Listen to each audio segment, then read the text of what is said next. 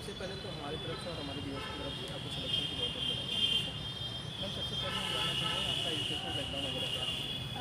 मैं फ़तेहपुर ज़िले से हूँ और मैंने अपनी 12वीं तक की अपनी पढ़ाई हिंदी माध्यम से फ़तेहपुर से ही पूरी करी है। उसके बाद यूनियन क्रिश्चियन कॉलेज प्रयागराज से 2016 में मेरा स्नातक कंप्लीट हुआ है और उसके बाद मैंने यूपीसी कोर्स किया हुआ है और वर्तमान में मैं बेसिक शिक्षा विभाग में सहायक अध्यापिका के पद पर हूँ। जी। मैम आपका फैमिली बैकग्राउंड वगैरह? फैमिली बैकग्राउंड देखिए, मेरे पिताजी चिकित्सा विभाग में एक्सरे डिपार्टमेंट में थे वो, और कोविड के दौरान वो नहीं रहे। और मेरे बड़े भाई हैं और वो भी चिकित्सा विभाग में ही हैं, और मेरी माँ गृहिणी है और मैं घर की हूँ। जी।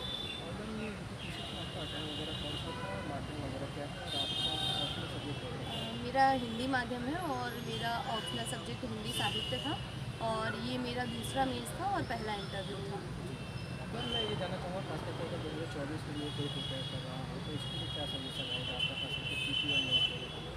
देखिए, दोनों की प्रीलिम्स और मेंस की जो तैयारी होती है वो एक तरह से इंटीग्रेटेड ही होती है। आप अगर 2024 के लिए अगर आप तैयारी कर रहे हैं तो आप अभी पहले अपना जो भी कोर सब्जेक्ट्स हैं हमारे, ज्योग्राफी, हिस्ट्री, पॉलिटी, तो आप इनको अच्छे से पढ़िए और अभी अपने यही सब्जेक्ट्स कवर करिए, और जो कि साथ में जो हमें फैक्चुअल चीज़ें भी मिलती हैं प्रीलिम्स के लिए, उनको भी पढ़ते जाइए। लेकिन वो आप लास्ट के 2-3 मंथ में आप रिवाइज़ अच्छे से कर लोगे। अभी आपके पास समय है तो आप मेंस की चीज़ों को अच्छे से अपनी समझ बनाने पे, और आप बीच बीच में टॉपर्स कॉपी देखते रहिए ताकि आपको आंसर राइटिंग का भी आइडिया लगता रहे। और लास्ट में प्रीलिम्स में 2-3 महीने में अगर आपने अच्छे से साल भर पढ़ा है तो 3 महीना सफिशिएंट है प्रीलिम्स के रिवीजन के लिए। हमें मैं प्रीलिम्स में जानना चाहूँगा खास करके बच्चों में एंग्जाइटी हो जाती है जो कुछ 2 दिन पहले उससे, और फिर एग्ज़ाम में जाने के बाद भी थोड़ा सी एंग्जाइटी रहती है कि मन में डर रहता है अपने पेपर में लेकर। उस एंग्जाइटी को कैसे दूर किया जाए और आपने क्या किया? क्योंकि बिल्कुल स्वाभाविक सी बात है कि हम इतनी मेहनत कर रहे हैं साल भर के लिए और उसका रिज़ल्ट हमें उस एग्ज़ाम के घंटों में अपना देना होता है बेस्ट। तो बिल्कुल स्वाभाविक है कि एंग्जाइटी होगी, और मुझे भी होती थी। तो लेकिन उसका यही रास्ता है, आप अपने आप को बस इतना मजबूत रखिए कि अगर आप परेशान होंगे या आप घबरा जाते हैं तो आपकी वो मेहनत ख़राब हो जाएगी। इसलिए अगर आप अपनी उस मेहनत का रिस्पेक्ट करते हैं तो प्लीज़ इस चीज़ को आप ही मैनेज कर सकते हैं, कोई और नहीं करेगा। बस इतना है कि मैं उस 2-3 दिन पहले जैसे है अपना रूटीन वही रखती थी, और सुबह उठती थी और योगा मैं करती थी, और उसके पहले रात में सोते समय मैं लाइट म्यूज़िक सुनती थी। उससे मुझे लगता है कि स्ट्रेस थोड़ा सा कम होता है। जी। अब मैं आपसे जानना चाहूँगा खास करके सिविल सर्विसेज में आने का आपका क्या बचा है या फिर क्या इंटेंशन रहा आपका, इंस्पिरेशन रहा कि आपने इससे रहा?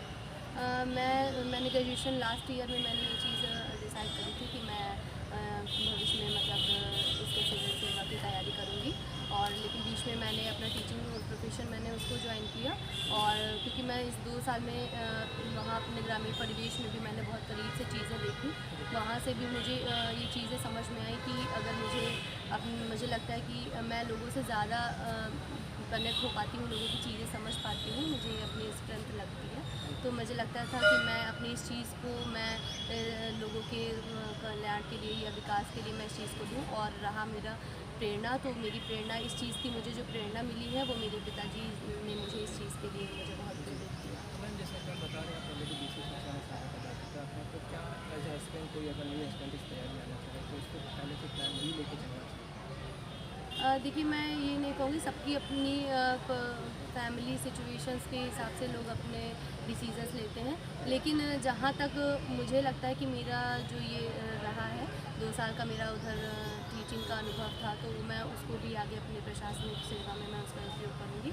लेकिन हाँ, मुझे ये चीज़ लगती है कि कहीं न कहीं जब चीज़ें ज़रूरी नहीं लंबी जर्नी होती, कभी-कभी थोड़ी देर में आपको सफलता मिलती है, तो वहाँ पर थोड़ा-सा डिप्रेशन होना लाज़मी है। तो मुझे लगता है कि आप ग्रेजुएशन के टाइम पर आप ये रहता है कि आप कुछ ऐसा चीज़ कोई करिए, या फिर उसमें कोई डिप्लोमा वगैरह कुछ ऐसा करिए कि आपको उसमें इन फ्यूचर में आप एज अ जॉब आपको वहाँ पर एक मिल सके। उसको आप एज अ ग्रेजुएशन, और वो प्रोफेशनल कोई एक आप डिप्लोमा कर सकते हैं। उसके आगे फिर आप बिल्कुल बहुत ज़्यादा अगर आप सिक्योरिटी लेके चलेंगे तो भी चीज़ें नहीं हो पाएंगी। लेकिन हाँ, मैं ये ज़रूर कहूँगी कि ग्रेजुएशन के टाइम पर ही आप उसको ऐसा कोई करिए कि आपको इन फ्यूचर आप वहाँ से एज अ जॉब अपना ऑप्ट कर सकें।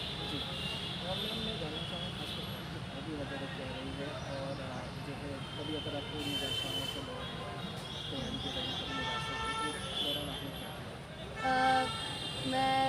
समय पर मैं कविताएं सुनती थी, जैसे यूट्यूब पर कुछ वैसे कविताएं, तो वो कविताएं पढ़ के मोटिवेशन आता है। और जैसा कि स्ट्रेस वाली बात रही, तो मैं उसके लिए मैं स्टैंड अप कॉमेडीज़ का वीडियोज़ देखती थी, तो उसमें मेरा बहुत ज़्यादा टाइम भी लॉस नहीं होता था। वो 10-15 मिनट के वीडियोज़ रहते थे, तो मेरा मूड भी फ्रेश हो जाता था। और मेरा चूँकि जैसा कि सोशल मीडिया में आजकल बहुत टाइम भी वेस्ट हो जाता है, तो वो चीज़ से भी मैं बची रही। जी। मैम मैं आना चाहूँगा मेंस के एग्जामिनेशन का। मेंस में आपने तैयारी वगैरह कहाँ से कैसे कोचिंग वगैरह ली थी या फिर सेल्फ स्टडी से करा? जी, मैंने 2 ढाई साल पहले मैंने यहाँ एक इंस्टीट्यूट में प्रवेश लिया था। फिर उसके बाद मुझे वहाँ से मटेरियल मिला, मैं वो मटेरियल फिर मैं चूँकि मुझे 2-3 महीने में अपने घर वापस जाना पड़ा था, तो मैं वो मटेरियल अपना उससे मैं अपना पढ़ती थी। और फिर उसके बाद लास्ट मोमेंट पे जो मेंस के बाद मैंने यूपीएससी हिंदी का ध्रुव बैच ज्वाइन किया था, उससे मुझे अपना पूरा सिलेबस एक रिवाइज़ करने में और क्वेश्चन आंसर फॉर्मेट के रूप में समझने में कि कोई भी क्वेश्चन है उसे कितने शब्दों में लिखना चाहिए, मुझे इन सब चीज़ों में उससे बहुत हेल्प मिली। और हिंदी लिटरेचर के लिए मैं हिंदी रीडिंग चैनल है, मैंने उसमें आंसर राइटिंग के लिए एक मेंटरशिप प्रोग्राम लिया था, तो उससे मुझे आंसर राइटिंग में काफ़ी हेल्प मिली। जी। तो मैम मैं जानना चाहूँगा खासतौर से निबंध वगैरह की तैयारी अगर करते हैं, हिंदी लिटरेचर ऑप्शनल है, निबंध की ज़्यादा आपको दिक्कत ही नहीं होगी। लेकिन निबंध में भी कुछ कोचिंग वगैरह जो ऐड ऑन की जाती है चीज़ें, निबंध को शुरू कैसे किया जाए और उसका कंक्लूजन मतलब जो निबंध का जो निष्कर्ष पूरा एक अच्छे से कैसे किया जाए? देखिए, जो निबंध में 3 सेक्शन होते हैं, 3 निबंध लिखे होते हैं। तो पहला सेक्शन में मैं मोस्टली साहित्य का जो टॉपिक रहता था मैं उसको लेती थी। तो उसमें आपको कोई कोटेशन से आप उसमें कोटेशन से ही शुरुआत कर सकते हैं। बाकी जो 2 निबंध रहते थे वो करंट से चीज़ें रिलेटेड रहती थी, तो वहाँ पर आप कोई डेटा या रिसेंट में कोई अगर करंट में न्यूज़ है, आप उसको 2 लाइन में कोट करके अपना वहाँ से शुरू कर सकते हैं। और जो निबंध का जो जब आप अंत करते हैं उसका, तो भी आप कोई अच्छे से कोटेशन से और या फिर भविष्य की एक रणनीति ज़रूर दिखनी चाहिए आपको ऐसे में, भले वो टॉपिक कोई समस्या का ही हो, लेकिन आप उसको समस्या के रूप में ही खत्म नहीं करेंगे, उसको भविष्य की रणनीति या भविष्य की एक होता है कि एक आप रास्ता दिखा रहे हैं, आपको अपना निबंध वैसे ही ख़त्म करना है। और उसके लिए मैं अपना कोटेशंस का मैंने एक अपनी लिस्ट बनाई थी, मैं उसी से रिवाइज़ करती थी। जी। अब मैं मेन से जानना चाहूँगा खासतौर से आंसर राइटिंग के पार्ट पेपर रिप्रेजेंटेशन का काफ़ी क्रूशियल पार्ट होता है। जो क्या डायग्राम वगैरह बनाने की, तो उसका आपने प्रैक्टिस कैसे किया और अपने जो हमारे व्यूअर्स होते हैं उनको क्या सजेस्ट करेंगे कैसे प्रैक्टिस करें जिसमें उनको मार्क्स अच्छे मिलें? देखिए, जो 20 क्वेश्चन आते हैं पेपर में, 10 क्वेश्चन शॉर्ट में रहते हैं, 10 क्वेश्चन लॉन्ग के रहते हैं। तो जो स्टार्टिंग के 10 क्वेश्चंस रहते हैं, आप मेरे हिसाब से मैंने उसमें पैराग्राफ फॉर्मेट बिल्कुल यूज़ नहीं किया था, क्योंकि उसमें वर्ड लिमिट इतनी कम रहती है कि अगर आप एक पैराग्राफ भी लेते हैं तो वो आपके 50 वर्ड्स वहाँ ख़त्म हो जाते हैं। तो उसमें स्टार्टिंग के 10 क्वेश्चन में मेरा ये था कि बस 3 लाइन का मैं इंट्रो और उसके बाद पिक्टोरियल फॉर्मेट में कोई फ्लो चार्ट बना के मैंने वो क्वेश्चन ऐसे ख़त्म करती थी। और जो लास्ट के 10 क्वेश्चंस लॉन्ग में रहते थे उनमें क्योंकि वहाँ पर आपको एनालिसिस के क्वेश्चंस रहते हैं, आपको अपनी समझ वहाँ पे आपको प्रस्तुत करनी होती है कि आप इस क्वेश्चन के बारे में आप क्या समझ पाए। तो वहाँ पर पिक्टोरियल फॉर्मेट या बहुत फ्लो चार्ट वहाँ नहीं काम आएगा, वहाँ पर आपको थोड़ा सा पैराग्राफ फॉर्मेट भी वहाँ यूज़ करना पड़ेगा। मैम मैं PS4 के क्वेश्चन की बात करूँ एथिक्स में, एथिक्स के जो एग्जाम्पल्स वगैरह अपने एग्जाम्पल ऐसा होता है, तो उसका आपने कलेक्शन वगैरह कहाँ से किया और कैसे किया? देखिए, एथिक्स में ये बात सही है, जितना भी आप उसमें एग्जांपल दे देते हैं, कोई भी आपसे डेफिनेशन पूछी जाती है, ईमानदारी, सत्यनिष्ठा, तो जो भी उसमें डेफिनेशन भी पूछी जा रही है, लेकिन आपको उसमें अंडरस्टूड होता है कि आपको उसमें एग्जांपल देना ही देना है। तो उसमें ये रहता था कि जो भी मैं करंट से न्यूज़पेपर में बहुत चीज़ें निकलती हैं, निचले स्तर पर कोई किसी ने प्रयास किया है या ऐसा कोई उदाहरण जिसमें बहुत सत्यनिष्ठा का उसमें उदाहरण दिखता है हमें, तो ऐसे कोटेशंस मैं उसको अपने डेली अपना एक कॉपी मैंने बनाई थी, मैं उसमें नोट करती रहती थी।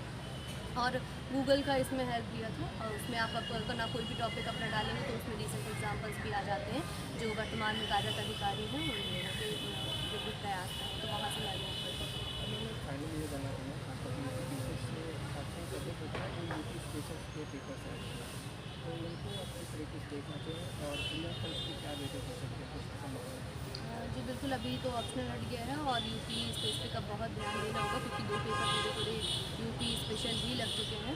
तो उसके लिए ये बात सही है कि अगर मेंस में ऐड हुई चीज़ें तो बिल्कुल हो सकता है कि प्रीलिम्स में भी इस बार यूपी स्पेशल क्वेश्चंस का वेटेज हो, इसलिए प्रीलिम्स के जो भी लोग जो 14 मई को पेपर देने वाले हैं, मैं थोड़ा सा यही कहूँगी कि चूँकि इधर 2-3 साल में उसका ट्रेंड कम हुआ है, तो लोग पढ़ना वो चीज़ें कम कर दी है स्टूडेंट्स ने, लेकिन इस बार थोड़ा सा मैं कहना चाहूँगी कि इस बार यूपी स्पेशल पे थोड़ा सा ध्यान दीजिए, मे बी चीज़ें का वहाँ पर इस बार देखने को मिलेगी यूपी स्पेशल। तो मैम आप क्या अपॉर्चुनिटी होती है आपको?